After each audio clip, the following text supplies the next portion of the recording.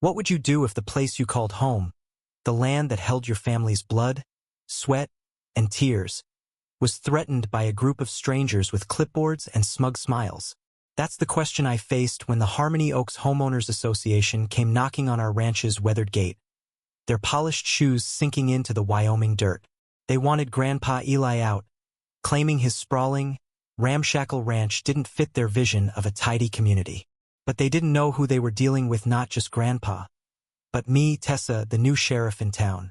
The ranch had been in our family for 3 generations, a patchwork of sagebrush and dreams where my great-grandfather once herded cattle under endless skies. Grandpa Eli, now 78, was the last of that legacy.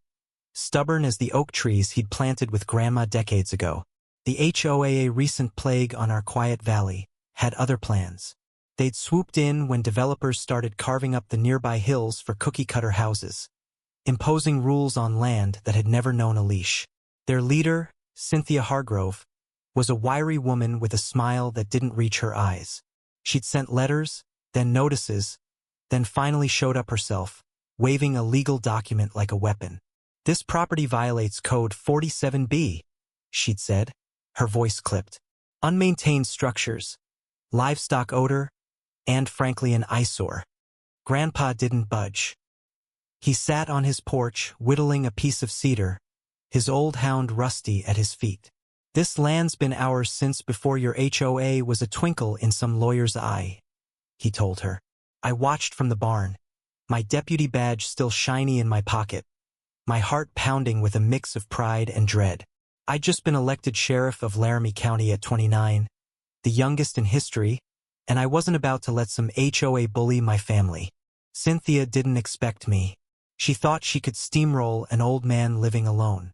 But I stepped out, my boots kicking up dust, and introduced myself.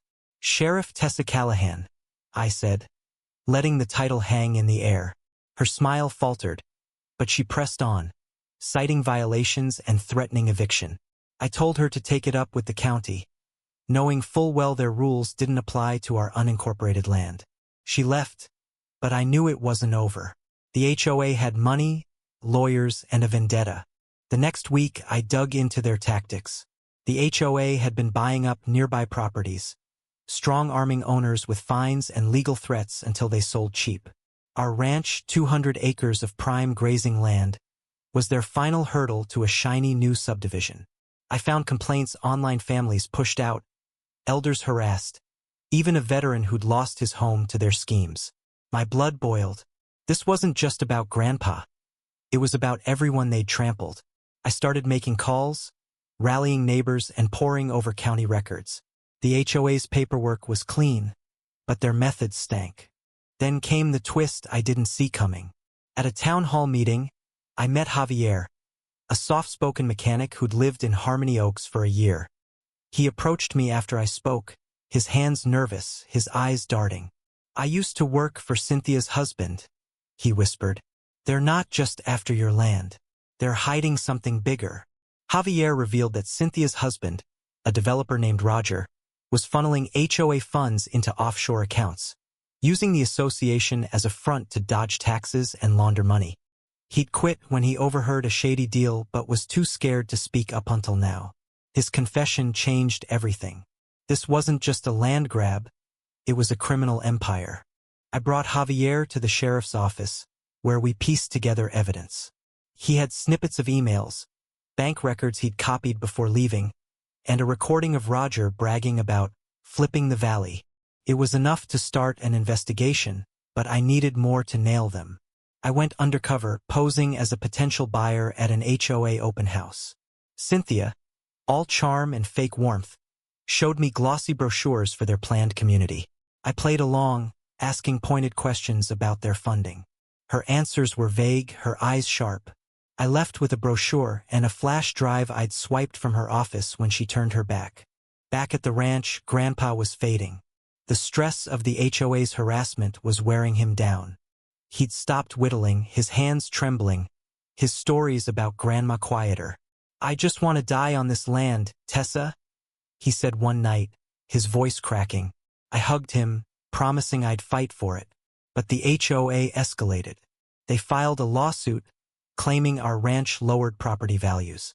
They sent inspectors who found code violations that didn't exist. I countered with legal help from a pro bono lawyer, Sarah, who'd lost her own farm to a similar scheme. She was fierce, digging into the HOA's shady deals with me. The flash drive was gold. It held emails between Cynthia and Roger, detailing their plan to force Grandpa out and flip the land for millions. There were names county officials they'd bribed, contractors they'd strong-armed. I took it to the state attorney general, who opened a formal investigation. But the HOA wasn't done. One night, I woke to Rusty barking wildly. Someone had cut our fence, letting our cattle scatter. I grabbed my gun and ran out, spotting a figure fleeing into the dark. I didn't catch them, but I found a business card in the mud Cynthia's. The next day, I confronted her at the HOA office. "You're done," I said, holding up the card. She laughed, cool as ever. "You're out of your depth, Sheriff. This is bigger than you." I didn't blink. "We'll see."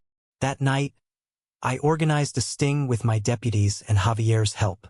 We caught one of Roger's hired hands trying to sabotage our water pump. He sang like a canary, implicating Roger in the fence cutting and more. The final blow came at a county hearing. The HOA had rallied their supporters, painting Grandpa as a stubborn old man clinging to a dying way of life. I stood up, my badge gleaming, and laid out everything: Javier's testimony, the flash drive, the sabotage.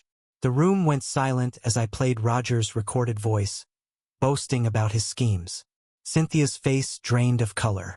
The Attorney General's team swooped in, arresting her and Roger on the spot for fraud, embezzlement, and racketeering. The crowd erupted, some cheering, others stunned. Our neighbors, once divided, clapped for Grandpa, who sat in the back, tears in his eyes.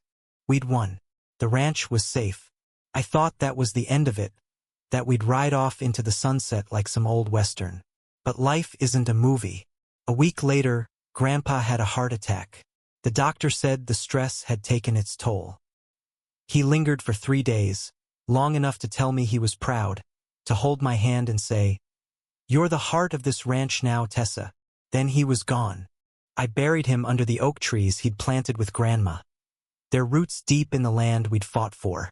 The HOA dissolved, its leaders facing years in prison. The valley began to heal, neighbors rebuilding what had been torn apart. But as I stood on the porch, Rusty at my feet, the victory felt hollow. I was sheriff, I'd saved our home, but I couldn't save Grandpa. The land was ours, but it was quieter now, emptier. I'd fought for justice, for family, but the cost was a hole in my heart no badge could fill.